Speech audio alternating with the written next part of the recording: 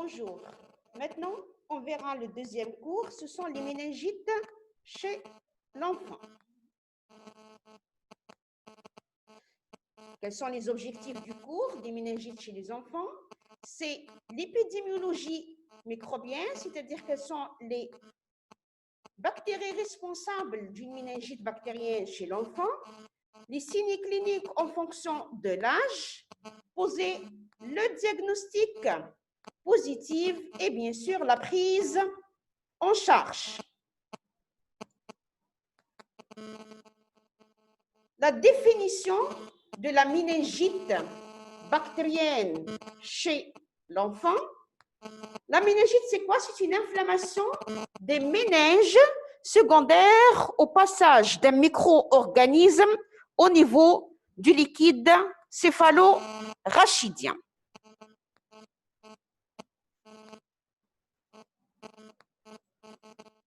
Oui, le Hakima, pour la première question de rhumatisme articulaire aigu, j'ai dit que les angines sont d'origine bactérienne dans 40% des cas.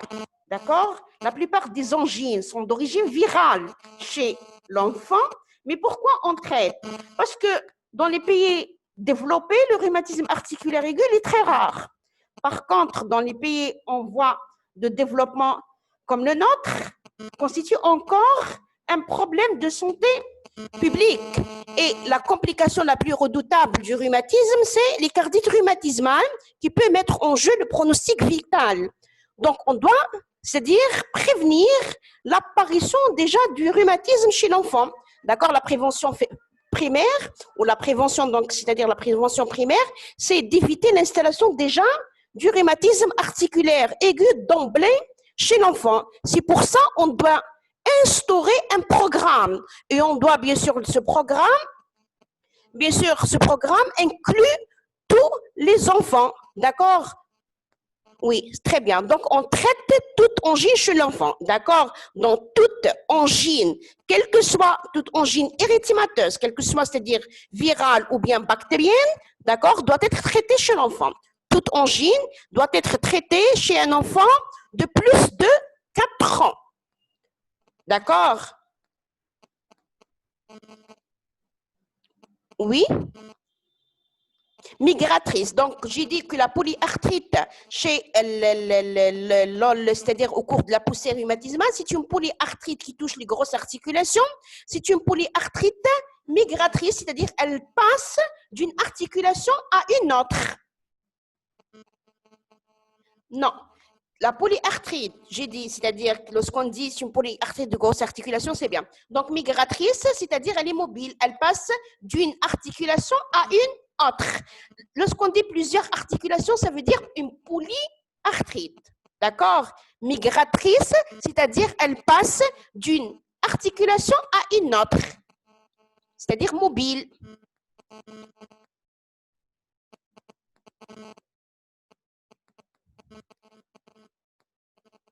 Très bien. Maintenant, je passe au deuxième cours.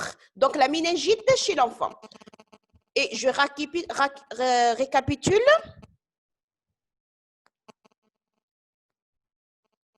Les objectifs du cours, c'est l'épidémiologie microbienne, les signes cliniques en fonction, bien sûr, de l'âge, le diagnostic positif et la prise en charge.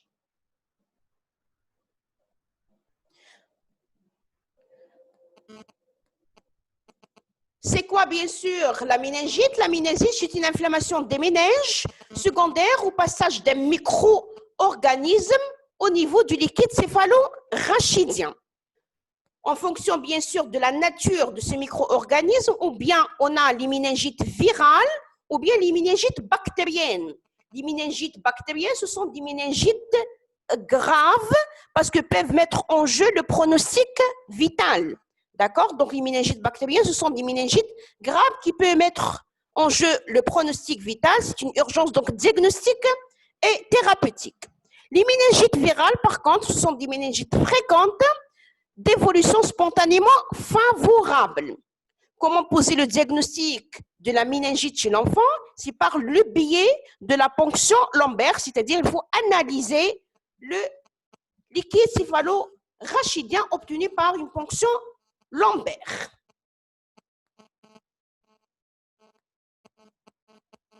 Le diagnostic microbiologique, c'est-à-dire quelles sont les bactéries responsables de la méningite bactérienne chez l'enfant, il faut savoir bien sûr que l'épidémiologie microbienne est différente en fonction de l'âge. Chez le nouveau-né, eh bien, les nourrissons inférieurs à 3 mois, ce sont les mêmes germes ou les mêmes bactéries responsables d'une infection néonatale chez le nouveau-né. Donc, c'est le strepto B, l'entérobactère et l'Listeria monocytogenes. D'accord? Donc, chez le nouveau-né et le nourrisson moins de 3 mois, c'est le streptocoque, l'Escherichia coli et l'Listeria. Entre 3 mois et 5 ans, ce sont les bactéries de portage ORL. C'est le pneumocoque, l'hémophilus influenzae et le méningocoque. Il faut savoir qu'après la généralisation de la campagne vaccinale, que les méningites à hémophilus influenzae et pneumocoque sont devenues rares. Chez l'enfant plus de 5 ans, les deux germes dominants, c'est le pneumocoque et le méningocoque. D'accord? Ça, c'est en ce qui concerne l'épidémiologie microbienne en fonction de l'âge. Ça n'élimine pas, bien sûr, qu'il existe d'autres germes responsables de la méningite bactérienne, tels que les méningites, bien sûr, tuberculeuses, vu que la tuberculose reste, bien sûr, une pathologie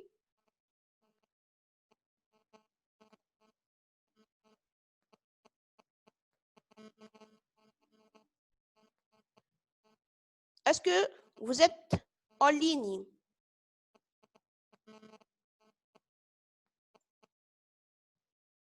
D'accord. Donc, on a dit que ça n'élimine pas qu'il y a bien sûr d'autres germes responsables de la méningite, tels que la méningite tuberculeuse, parce que bien sûr la tuberculose reste un problème d'actualité. On a aussi les méningites à staphylocoque, qui s'observent bien sûr au niveau des blocs de neurochirurgie. On a les méningites à pseudomonas. Les méningites à pseudomonas, ce sont des méningites nosocomiales, d'accord, qui s'observent alors au niveau des milieux hospitaliers. Et on a bien sûr les méningites à salmonelle. Les méningites, bien sûr, à salmonelle, ce sont des méningites qui s'observent chez des enfants immunodéprimés. Les méningites virales, on a bien sûr les 3 virus les plus répandus, c'est l'entérovirus, le virus ourlien, responsable de la méningite ourlienne, et l'herpès. L'herpès qui est peut-être responsable aussi des méningo-encéphalites herpétiques.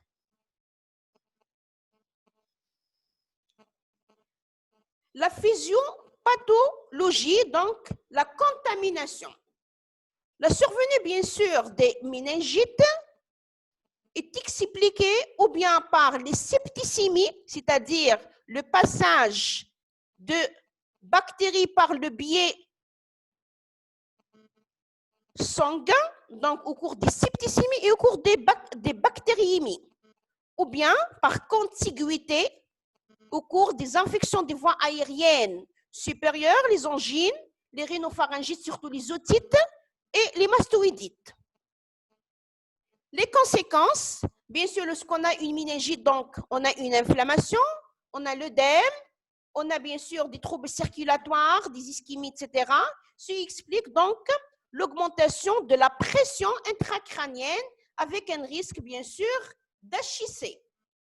Comme conséquence aussi directe, ce sont les troubles circulatoires, donc par compression, on a bien sûr ou bien une ischémie ou bien une hémorragie et bien sûr les lésions neuronales directes. Le diagnostic positif. Le diagnostic positif des méningites chez l'enfant, bien sûr les signes cliniques. Les méningites, les signes cliniques sont différents aussi en fonction de l'âge. Les méningites bactériennes chez le nouveau-né, c'est le tableau DNN, donc des infections néonatales, c'est-à-dire c'est un nouveau-né qui ne va pas bien. Chez le nourrisson, bien sûr, le diagnostic des méningites bactériennes et la symptomatologie clinique, elle est polymorphe. D'accord? Donc, elle est polymorphe. Donc, d'où l'indication large de la ponction lombaire chez le nourrisson. Il peut s'agir, bien sûr, d'un nourrisson qui vient, bien sûr, accompagné par ses parents, qui vient à la consultation pour un syndrome infectieux, c'est-à-dire fièvre, avec une symptomatologie neurologiques tels que les troubles du comportement, des cris incessants ou bien des convulsions. Ou bien sûr, c'est un nourrisson qui présente une fièvre avec une symptomatologie digestive. Ou bien c'est un nourrisson qui présente une fièvre sans foyer évident. D'accord? C'est-à-dire, il présente un syndrome infectieux inexpliqué. Très bien. Sur le plan clinique ou bien l'examen clinique chez le nourrisson, on trouve bien sûr le signe le plus important, c'est la fontanelle bombante. D'accord? C'est une fontanelle bombante avec une hypotonie axiale. Rarement, on trouve une hypertonie axiale. Chez le nourrisson, lorsqu'on suspecte une méningite bactérienne, il faut toujours rechercher la porte d'entrée et les infections associées. D'accord? Donc, chez le nourrisson, c'est un tableau polymorphe de l'indication large de la ponction lombaire. Il peut s'agir d'un syndrome infectieux sans foyer évident, ou bien c'est un syndrome infectieux avec une symptomatologie neurologique, ou bien c'est un syndrome infectieux avec une symptomatologie digestive, etc. Cliniquement, on trouve donc bombement des fontanelles avec une hypotonie, rarement une hypertonie. Il faut rechercher toujours le foyer ou bien la porte d'entrée. Chez le grand enfant, bien sûr, le diagnostic est plus facile sur le syndrome méningé, bien sûr, clinique, avec des symptômes, des signes, c'est-à-dire avec des vomissements, les céphalées, la photophobie et bien sûr l'examen physique, bien sûr, on trouve le signe de Kernick. Devant toute méningite bactérienne chez l'enfant, il faut rechercher les signes de gravité. Les signes de gravité, ce sont les signes hémodynamiques, le purpura extensif, les signes neurologiques. D'accord? Et le sepsis. Donc, 4 signes de gravité à rechercher en cas de méningite bactérienne obligatoirement. Ce sont les signes de défaillance hémodynamique, c'est-à-dire la tachycardie, l'hypotension, le pouls filant, les marbrures, etc. Les signes de sepsis, donc un syndrome infectieux sévère, le purpura extensif qui peut être en rapport avec une méningococcémie et bien sûr les signes neurologiques de focalisation. Les méningites virales, c'est des signes cliniques atténués avec un pronostic très bon. Et les méningoencéphalites, c'est une atteinte concomitante des méninges et de l'encéphale, donc avec un syndrome infectieux et des signes, bien sûr, neurologiques. Les examens paracliniques, donc le diagnostic positif des méningites chez l'enfant est posé par l'analyse de liquide céphalorachidien obtenu par une ponction lombaire. Tout d'abord, avant de faire une ponction lombaire, il faut éliminer les contre-indications, c'est-à-dire les anomalies de l'hémostase, donc un syndrome hémorragique, les infections locales, l'état hémodynamique précaire et instable et les signes de focalisation. Pourquoi les signes de focalisation? Parce qu'on a un risque d'engagement. Donc, en cas de signe de focalisation, il faut faire tout d'abord un scanner cérébral. En ce qui concerne bien sûr l'interprétation, bien sûr le résultat normal d'une ponction lombaire, le liquide céphalorachidien, normalement c'est un liquide clair au nom de roche, avec une cytologie, le nombre, c'est-à-dire des cellules inférieures à 10 éléments par millimètre cube, la biochimie avec une protéinorachie inférieure à 0,4 g par litre, une glucorachie, la moitié de la glycémie concomitante, c'est-à-dire lorsqu'on fait une ponction lombaire chez notre enfant, on doit faire en même temps une glycémie, d'accord? Parce que l'interprétation de la glycorachie s'effectue par rapport à la glycémie. La bactériologie, bien sûr, c'est un liquide stérile. Ça, en ce qui concerne donc le résultat normal ou l'analyse normale de liquide céphalorachidien. Les résultats pathologiques au cours des méningites bactériennes, c'est un liquide trouble. D'accord? Donc, il perd sa limpidité, c'est un liquide donc trouble, avec une protéinorachie augmentée, donc on a le syndrome inflammatoire, avec une glycorachie basse par donc une consommation du glucose par les bactéries, avec bien sûr une cytologie importante à polynucléaire altérée. Bien sûr, l'examen bactériologique, c'est l'examen direct par coloration de grammes. La recherche, bien sûr, des antigènes solubles et bien sûr la culture du liquide céphalorachidien. Le méningocoque, lorsqu'on fait bien sûr un examen direct et coloration de grammes, on peut avoir bien sûr une orientation sur le germe. Le méningocoque est un diplocoque gram négatif. Le pneumocoque, c'est un coccigramme positif, et l'hémophilus influenzae, qui est un bacille gram négatif. La méningite virale, bien sûr, la méningite virale, lorsqu'on fait une ponction lombaire, on trouve un liquide clair à prédominance lymphocytaire, c'est-à-dire on ne trouve pas des polynucléaires altérés, avec une glucorachie normale. Pourquoi? Parce que le virus ne consomme pas de glucose, avec bien sûr une protéinorachie normale ou légèrement augmentée, c'est-à-dire elle n'est pas aussi augmentée qu'au cours des méningites bactériennes. Il faut bien sûr la recherche du virus par les sérologies virales ou par la technique PCR.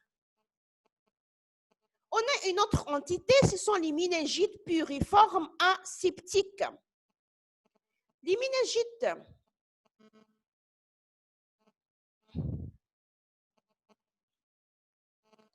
est-ce que vous êtes en ligne, il Hakim Arania?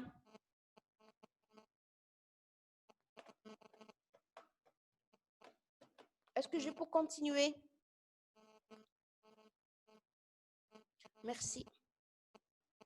Bon, une autre entité, ce sont les méningites puriformes aseptiques. Lorsqu'on dit une méningite puriforme aseptique, c'est-à-dire on a une réaction inflammatoire, mais avec un liquide céphalorachidien stérile. D'accord? Donc, c'est un liquide trouble. On trouve donc des polynucléaires, mais la culture, elle est stérile, c'est-à-dire il n'existe pas une infection. Les causes, ce sont les tumeurs, par exemple, les processus expansifs intracrâniens, infectieuses ou pas, c'est-à-dire les tumeurs, les abcès, etc., les empyèmes cérébrales et les maladies donc inflammatoires au cours des maladies de système.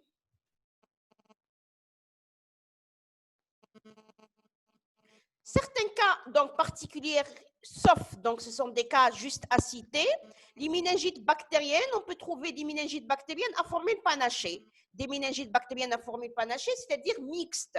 D'accord? On trouve des polynucléaires et on trouve des lymphocytes. C'est le cas des méningites décapitées, c'est-à-dire le malade a reçu une antibiothérapie, mais c'est une antibiothérapie à dose insuffisante. D'accord? Ou bien c'est une méningite à son début, ou bien c'est une méningite sérologique. Mais qui est important au cours des méningites bactériennes à forme panachée, qu'on trouve toujours une glucorachie basse. C'est-à-dire, on trouve, c'est vrai, des polynucléaires avec des lymphocytes, mais toujours la biochimie, elle est perturbée avec une glucorachie basse, c'est-à-dire, on dit c'est une méningite d'origine bactérienne. Les méningites tuberculeuses, bien sûr, sont des méningites à prédominance lymphocytaire avec la même chose, une glucorachie basse, qui fait bien sûr la différence avec la méningite virale, parce qu'au cours des méningites virales, on trouve bien sûr une prédominance lymphocytaire, mais avec une glucorachie normale. La méningoencéphalite, c'est une atteinte concomitante donc des méninges et de l'encéphale qui est d'origine virale, surtout herpétique. Les signes paracliniques, bien sûr, qui nous orientent vers une atteinte inflammatoire, c'est la FNS, donc on peut trouver une hyperleucocytose, l'anémie inflammatoire et hyperplaquitose. Bien sûr, une CRP positive et surtout, il faut insister sur la procalcitonine.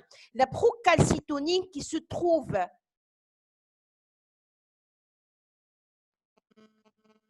La procalcitonine, donc, il se trouve positif, sauf dans les cas de méningite bactérienne. Donc, lorsqu'on trouve une procalcitonine positive, ça veut dire que c'est une méningite bactérienne. On ne trouve jamais une procalcitonine positive au cours d'une méningite virale. D'accord? Les hémocultures, bien sûr, autre examen, on demande une VS, électrophoreuse de protéines, bien sûr, demander l'antigène soluble dans le sang et les urines. Il faut rechercher des complications, la sécrétion inappropriée, bien sûr, d'ADH par l'ionogramme sanguin. On peut demander, bien sûr, des sérologies virales et on peut, bien sûr, demander un scanner cérébral à la recherche de complications, surtout les abcès, les empyèmes, le TF. D'accord. Bon, et le TF et le EG. En ce qui concerne les méningites aseptiques. Les méningites aseptiques, on a dit que ce sont des méningites puriformes aseptiques, c'est-à-dire, lorsqu'on dit une méningite, déjà, il y a une inflammation des méninges. Puriforme, c'est-à-dire, lorsqu'on fait notre ponction lombaire, le liquide céphalorachidien, on trouve du pu. Aseptique, c'est-à-dire, il n'est pas d'origine infectieuse. D'accord? C'est-à-dire, on trouve un LCR trouble. D'accord? Un LCR trouble, mais n'est pas infectieux. D'accord? C'est-à-dire, lorsque, par exemple, d'un abcès cérébral, ou bien un empyème, ou bien une tumeur, il va y avoir une réaction inflammatoire, une atteinte des méninges par contiguïté. D'accord? C'est une atteinte des méninges par contiguïté, ce qui donne donc un liquide céphalorachidien trouble. Donc, c'est une réaction inflammatoire, mais n'est pas d'origine infectieuse. Donc, c'est une atteinte des méninges par contiguïté. Très bien.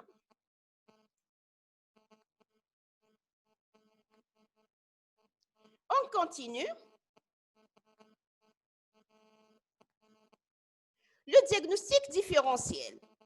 Donc, le tableau clinique chez le grand enfant, c'est un méningisme.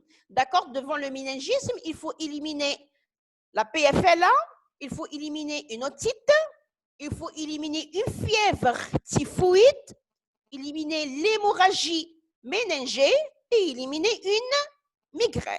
Donc, c'est le diagnostic différentiel des méningites bactériennes chez l'enfant. Donc, éliminer toute pathologie qui donne un méningisme, donc PFLA, otite, fièvre typhoïde, hémorragie méningée et migraine. Le traitement. Bien sûr, le traitement repose sur l'antibiothérapie, la corticothérapie et le traitement symptomatique. L'antibiothérapie, c'est lorsqu'on dit une méningite bactérienne, j'ai dit que c'est une urgence diagnostique et thérapeutique. Donc, l'antibiothérapie doit être instaurée dans les médias, dans les 3 heures qui suivent bien sûr le diagnostic, de préférence dans la première heure. C'est en fonction de l'âge et bien sûr les résultats bactériologiques. La corticothérapie, en cas des infections ou d'méningite à pneumocoque et en cas d'méningite à hémophilus influenzae pour prévenir les séquelles neurologiques, surtout auditives. Et bien sûr, le traitement symptomatique en cas de convulsion, bien sûr en cas de déshydratation, en cas de fièvre. Quelles sont maintenant les indications de la ponction lombaire de contrôle? Il faut savoir que la ponction lombaire de contrôle, c'est-à-dire après 48 heures de traitement, ne se fait pas de façon systématique. Se fait en cas de méningite à pneumocoque ou bien en cas d'évolution défavorable. Donc, on a 2 indications de la ponction lombaire de 48 heures. La méningite à pneumocoque ou bien en cas d'évolution défavorable. On commence donc par l'antibiothérapie. Bien sûr, on a dit que l'antibiothérapie est une urgence parce que les méningites bactériennes peuvent être mortelles. Parfois, on on est obligé d'instaurer une antibiothérapie avant même de pratiquer la ponction lombaire lorsqu'il y a une contre-indication. D'accord? Lorsqu'on a un trouble de l'hémostase, lorsqu'on a bien sûr un risque d'engagement, une instabilité hémodynamique, là, on est obligé, bien sûr, d'instaurer une antibiothérapie même avant de pratiquer la ponction lombaire. C'est une antibiothérapie probabiliste, orientée, bien sûr, par le contexte épidémiologique et par l'âge. En cas de suspicion de pneumocoque, on donne bien sûr le claforan. Vous n'êtes pas obligé, bien sûr, de savoir les doses et le traitement, juste donc on cite. En cas de pneumocoque, c'est bien sûr la cifotaxime. En cas de méningocoque, c'est la même chose, la cifotaxime. En cas de listeria, c'est l'amoxicilline, l'hémophilus influenzae, la cifotaxime. Et en cas d'Escherichia coli, bien sûr, c'est la cifotaxime. Et vous n'êtes pas, bien sûr, obligé de savoir le traitement et la dose.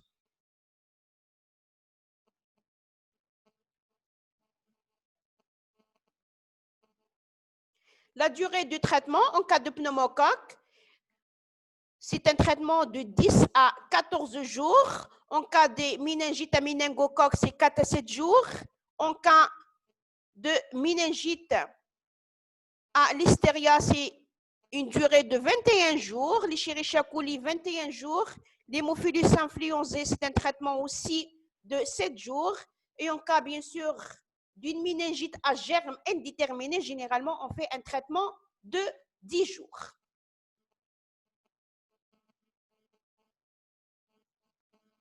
Le traitement maintenant adjuvant. On a dit, bien sûr, dans le traitement adjuvant, c'est la corticothérapie. La corticothérapie, bien sûr, c'est un traitement qui vise à prévenir les complications neurologiques, surtout la surdité. La surdité, c'est une complication qui s'observe surtout avec les méningites à pneumocoque et les méningites à hémophilus influenzae, surtout si on sait que la surdité peut survenir chez un enfant, bien sûr, atteint d'une méningite à pneumocoque dans 90% des cas. Cette, bien sûr, corticothérapie doit être instaurée avant toute antibiothérapie.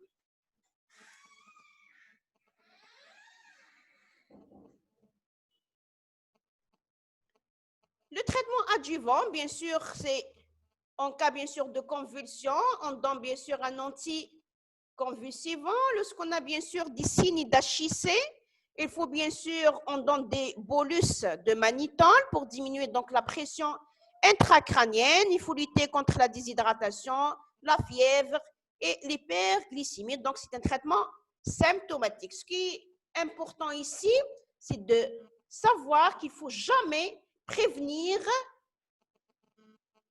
par anticonvulsivant la survenue des crises convulsives. C'est-à-dire, on donne les anticonvulsivants sauf si le malade convulse. D'accord? On ne donne jamais un anticonvulsivant en absence de convulsion à titre préventif. D'accord? Très bien. On continue. L'APL de contrôle ou bien l'APL de 48 heures, comme on a dit, il y a deux indications. Elle est non systématique, sauf en cas de méningite à pneumocoque ou bien en cas d'évolution clinique défavorable. La surveillance, avant la sortie de l'hôpital ou dans les 15 jours suivant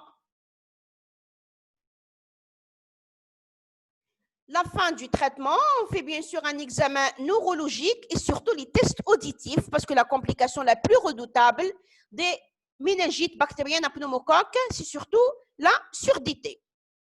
Si l'enfant ou adulte jeune, il faut bien sûr, lorsqu'on a des infections de méningite graves chez les enfants et les adultes jeunes, il faut discuter les tests immunologiques à la recherche bien sûr d'un déficit immunitaire. Un mois après la sortie de l'hôpital, au cours des contrôles, on fait des examens neurologiques répétitifs et des tests auditifs, bien sûr. Si le malade était sous traitement antiépileptique, on fait des jets de contrôle. Jusqu'à 1 an, l'enfant doit être vu sur une année, chaque 3 mois, et à chaque fois que l'enfant se présente chez nous, on fait bien sûr des examens adaptés à la recherche, bien sûr, d'un retard psychomoteur. Il faut savoir lorsque l'enfant a ou non des troubles de l'audition. D'accord? À la recherche, surtout, des séquelles cognitives.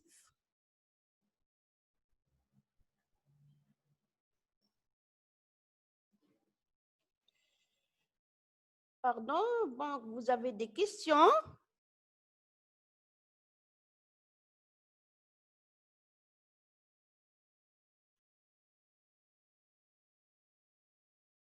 D'accord. Bon, je continue.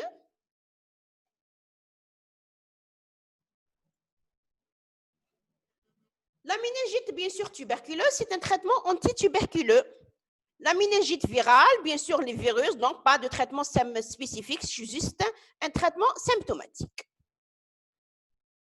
Quelles sont maintenant les complications des méningites bactériennes chez l'enfant? Bien sûr, les complications précoces, c'est surtout la dissémination, l'abcès cérébral, l'ompième, la ventriculite et l'état de mal convulsif. Ça, en ce qui concerne donc les complications précoces. Les séquelles, surtout les séquelles auditives, la surdité, etc. Il faut savoir que 90% des surdétés que s'observent chez l'enfant, ce sont des surdétés secondaires à des méningites bactériennes à pneumocoque. En cas de méningite herpétique, bien sûr. Très bien. Donc, j'ai dit en cas de méningite virale. En cas de méningite virale, bien sûr, un virus, on ne donne rien. Par contre, en cas de méningite ou méningoencéphalite herpétique, les méningoencéphalites herpétiques, ce sont des méningoencéphalites graves, d'accord, peuvent être mortelles. Là, on donne un traitement antiviral, c'est la cyclovir. D'accord? Très bien. Oui, donc on donne la cyclovir.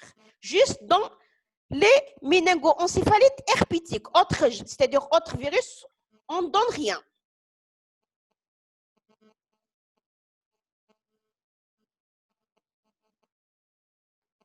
La prévention, en cas bien sûr des méningites à méningocoque, la première des choses, il faut déclarer.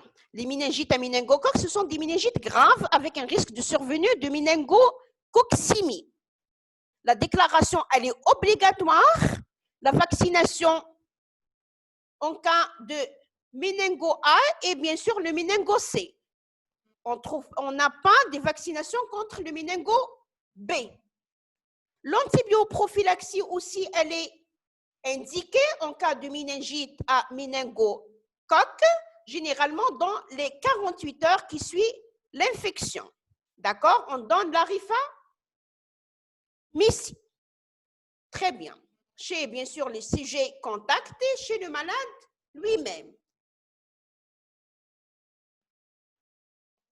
Le pneumocoque, bien sûr, après la génération de la campagne vaccinale, les méningites à pneumocoque sont devenues rares. La vaccination, bien sûr, par le Prévenard 13 chez les nourrissons, donc moins de 2 ans. Et après, bien sûr, 2 ans, c'est le pneumo 23.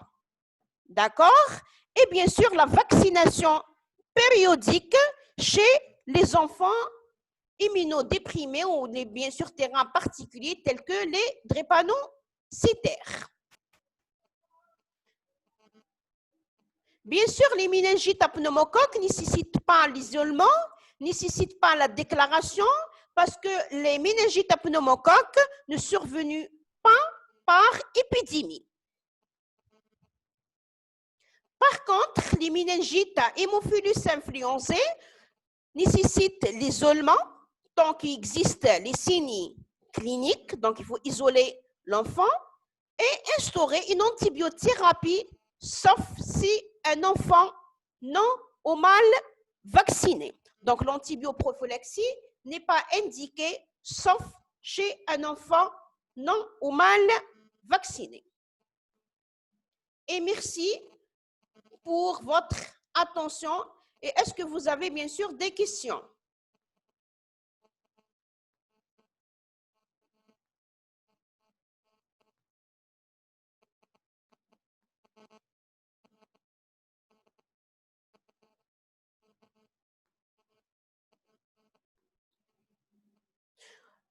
Les autres cours, je vais fixer un rendez-vous, bien sûr, et on va vous contacter.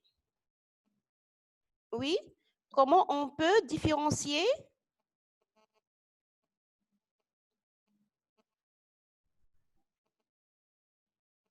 Oui, Hakima, pour la question. Comment on peut différencier entre une méningite piriforme asymptique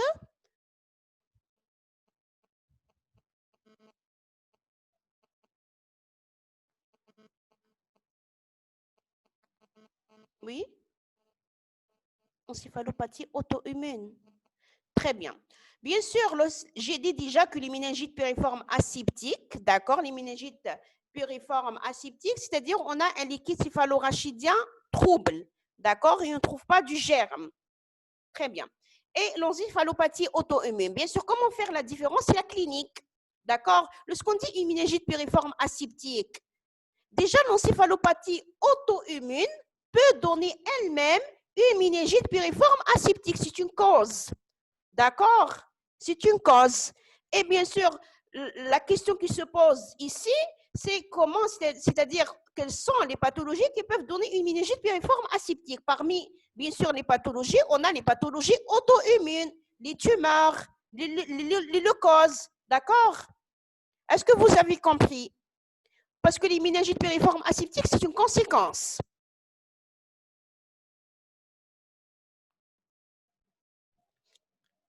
Merci. Est-ce que vous avez d'autres questions? Merci à vous. Très bien. Quelles sont les indications de la TDM avant la ponction lombaire? Très bien. Lorsque, bien sûr, quelles sont les indications de la TDM? Donc, j'ai dit lorsqu'on a, bien sûr, des signes neurologiques de focalisation. D'accord? Par exemple, il fait un enfant qui fait une convulsion, par exemple, localisée. Il fait un Babinski. Il fait un état de mal convulsif. Ou bien sûr, lorsqu'on a un coma avec, bien sûr, un risque important. Là, il faut faire, bien sûr, TDM cérébral pour éviter donc le risque d'engagement. C'est que même en présence d'HIC, c'est pas toujours, d'accord? C'est vrai que chez le nourrisson, les fontanelles, bien sûr, sont ouvertes, mais en cas d'HIC importante, il peut y avoir un risque d'engagement.